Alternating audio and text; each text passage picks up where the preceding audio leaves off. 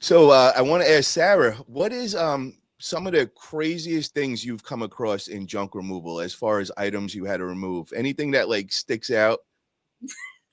I actually sent Bean a video of this earlier today. Some of the craziest stuff that we remove are like, how would I say this in like an appropriate way? Oh Like yeah. artificial woman parts. Oh my God. Yeah, like adult toys and things like that that are just like used and abused, thrown on someone's floor, and we have to remove it. It's a heavy item, but it's pretty, yeah, it's an out there item. And what's some challenges that you guys have faced in junk removal that you didn't know you were going to be facing before you got into junk removal? Let's start off with Jojo on that one. Like something that like you didn't realize that you could come across in junk removal as a challenge to come across.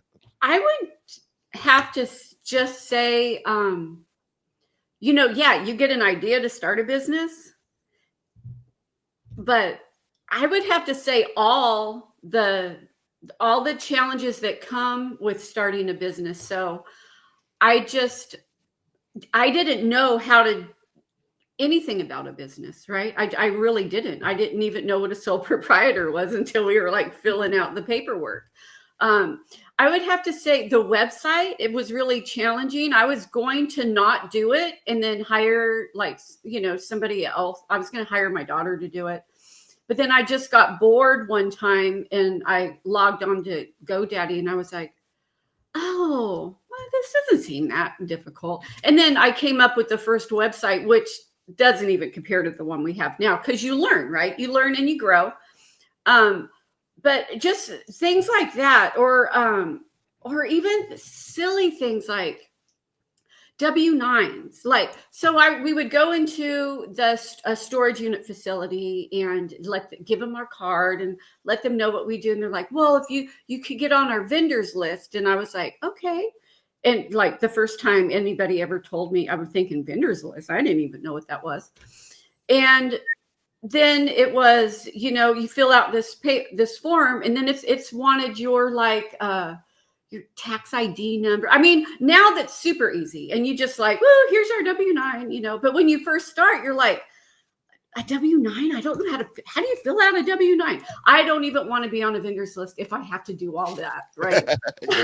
But you learn, you do it, you learn, you grow, and you have to tackle like that's just how you level up and you make more money and you keep going to a different level and making more money. If you don't know how to do something, most people avoid doing it, right? So my advice is just don't avoid it. If you don't know how to do it, learn how to do it and do it a bunch of times, and then you'll know how to do it, and then you won't avoid that anymore, and then you could go to the next level. Yeah, just the whole business aspect was difficult for me.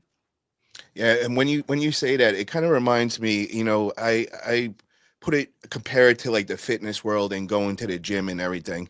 And over the years, what I've learned is the things that I'm not good at, I've learned to focus on them first in my workouts and just force myself into something. And from doing that, I've learned after like a month of doing that, it actually became my favorite exercise to do. So, kind of pushing yourself out of your comfort zone is what I'm trying to say, kind of works, across the board. So, if you could apply that in the business, it could be very beneficial as well. It's I would just say life in general. Like, you have kids that struggle in school and you ask them what's your worst subject, and oh, it's reading. It's because they are horrible readers. Well, they should just read more every day. Yes, I To agree. get better.